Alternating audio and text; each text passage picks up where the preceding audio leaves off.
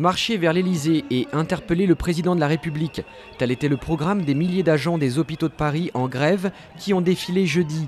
Objectif, faire pression sur François Hollande pour obtenir le retrait du plan de réorganisation du temps de travail au sein de l'AP-HP qui prévoit notamment une réduction du nombre de RTT. Athènes doit être plus réaliste et cesser de jouer, a déclaré Donald Tusk à propos des discussions en cours entre la Grèce et les autorités européennes sur la dette du pays. Le président du Conseil européen estime qu'il faut désormais des décisions et non plus des négociations sur ce dossier qui pourrait déboucher sur la faillite de la Grèce et une sortie de ce pays de la zone euro. Nouvelle déconvenue pour les taxis parisiens. La justice a relaxé un chauffeur Uber Pop poursuivi pour exercice illégal de l'activité de taxi. Une décision qui devrait faire jurisprudence et susciter la colère des chauffeurs de taxi.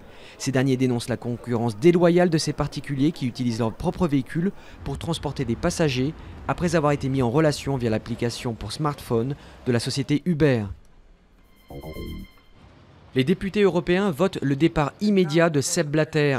Bien que symbolique, ce vote à main levée met la pression sur le président de la FIFA, englué dans un scandale de corruption. Le président de l'instance dirigeante du football mondial avait déjà annoncé sa démission début juin, juste après sa réélection. Mais il est censé rester aux commandes de l'organisation jusqu'à la fin de l'année, le temps de trouver un successeur. Il restera comme l'incarnation de Dracula à l'écran. Christopher Lee est mort il y a quelques jours à l'âge de 93 ans. Connu pour avoir interprété le comte Dracula à plusieurs reprises, l'acteur britannique est apparu à l'écran dans pas moins de 250 films, surtout d'épouvante. Il a également joué avec succès des rôles de méchants dans la série Star Wars ou encore Le Seigneur des Anneaux.